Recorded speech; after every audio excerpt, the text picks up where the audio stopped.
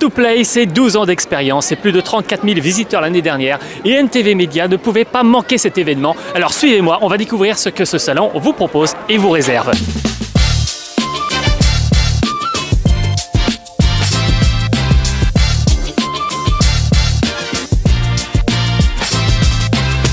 Art2Play, c'est du jeu vidéo et en l'occurrence là on est sur du rétro avec Florian qui va nous parler un petit peu de son entreprise. KF Corp, on présente surtout des bornes d'arcade originales, donc c'est vraiment la passion des bornes d'arcade, les restaurer et les faire partager auprès des personnes. L'avantage des bornes d'arcade, c'est quelque chose qui permet d'avoir un gameplay instinctif, donc quelque chose de facile à prendre en main et qui plaît à tout le monde, aussi bien que les grands-parents, que les parents, que les enfants. Art2Play existe depuis maintenant 12 ans et Art2Play ne peut pas exister sans ses bénévoles. Et justement, je suis avec Hugo, qui est bénévole depuis maintenant 5 ans pour Art2Play.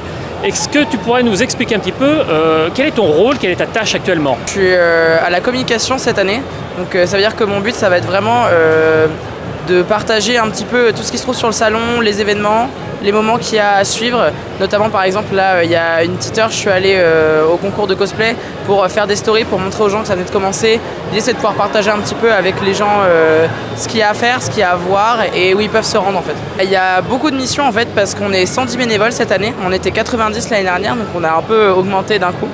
Et en fait, de manière générale, l'idée ça va être de cadrer un peu le salon en fait, vérifier que tout le monde est en sécurité. Donc par exemple avec notamment ce qu'on appelle les gestions publiques. Donc c'est des personnes qui vont vérifier que les gens ne se marchent pas dessus, qu'il n'y a pas de problème dans le public, d'attroupement.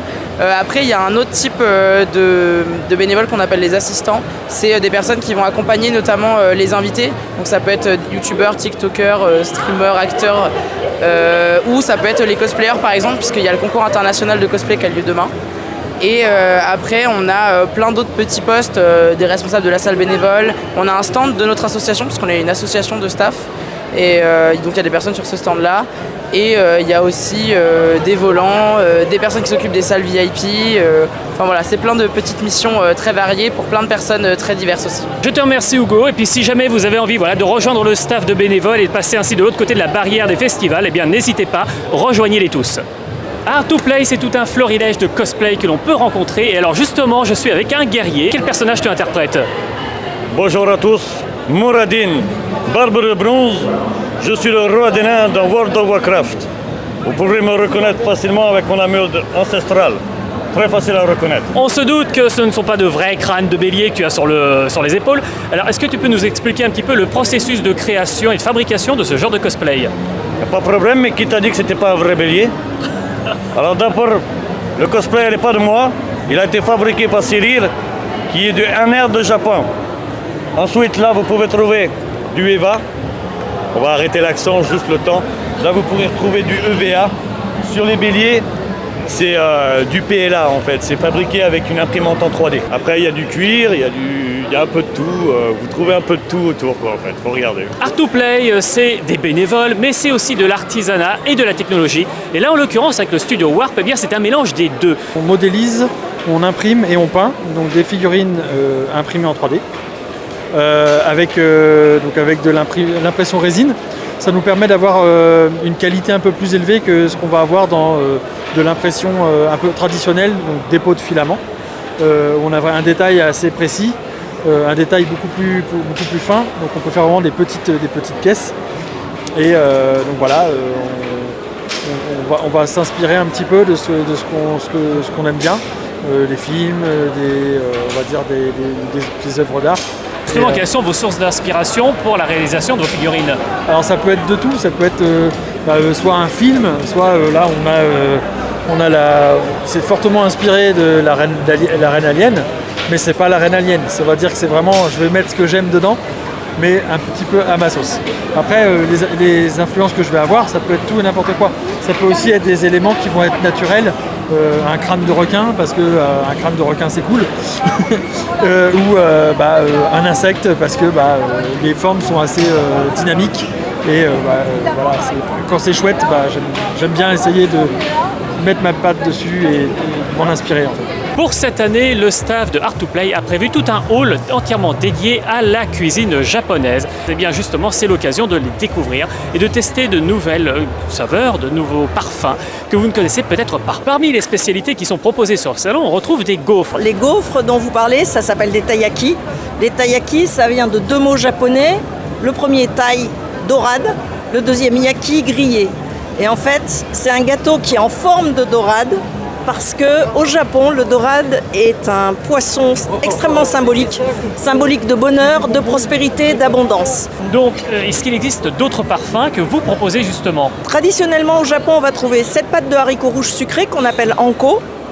Et on va trouver aussi, en général, de la crème pâtissière à la vanille.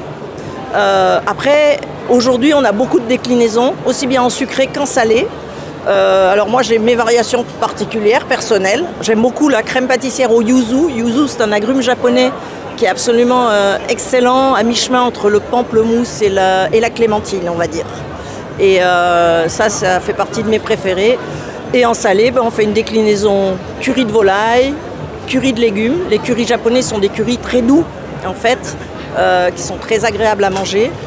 Et puis une variation très personnelle, la raclette, parce que je suis haute-savoyarde et que vraiment je ne pouvais pas passer à côté. C'est aussi l'occasion de rencontrer du monde avec Art2Play. Et là, en l'occurrence, je viens de croiser un ami, Iblis. Alors, Iblis, mais qui es-tu et qui se cache derrière cette armure? Enchanté, je suis le voyageur du multivers d'Enter the Code. Et je vais parler donc de son créateur, Stéphane Morel-Mogoma, ainsi que de son équipe qui permettent de développer un univers entier, une licence en but de proportion artistique par des jeux, des jouets, des livres, un manga bientôt par un mangaka Lorenzo, un mangaka nantais.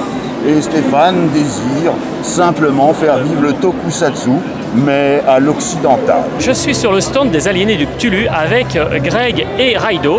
Alors, est-ce que vous pouvez nous présenter un petit peu votre association et le travail que vous réalisez ensemble? À la base, nous, c'est une équipe d'amis sur lesquels on était partis à filmer nos parties de jeux de rôle. Et au fur et à mesure, on a commencé à se développer, à écrire toute une campagne de scénarios de jeux de rôle autour de l'univers de Lovecraft. Et au fur et à mesure, on a décidé d'étoffer un peu l'univers en partant sur du multimédia divers et varié. Partie de l'équipe qui fait du roman. On est aussi parti sur de la saga audio. On fait des collaborations avec des illustrateurs et des éditeurs. Donc on essaye un peu de diversifier principalement l'univers de Lovecraft et après effectivement partir plus centré sur le jeu de rôle en faisant des actual plays sur différentes époques ou sur différentes zones géographiques. Toujours du cosplay, toujours sur Art2Play. Et alors, ce coup-ci, on est avec un personnage que peut-être certains d'entre vous auront reconnu. Mais alors, pour ceux qui ne le connaissent pas, comment t'appelles-tu et quel personnage représentes-tu? Alors du coup moi c'est Nartelia Cosplay et actuellement j'incarne Loki, alors la version armure dans Avenger 1, le grand méchant. Et alors pour ceux qui se posent des questions sur le processus de création d'un tel cosplay, est-ce que justement tu peux nous en parler un petit peu? Quels sont les matériaux, le coût, le temps, qu'est-ce que ça représente et quelles sont les sources d'inspiration? Alors sur ce cosplay j'ai mis beaucoup de temps, ça fait 9 mois actuellement que je suis dessus. Beaucoup de recherches au niveau des matériaux justement avec beaucoup d'images de référence du film.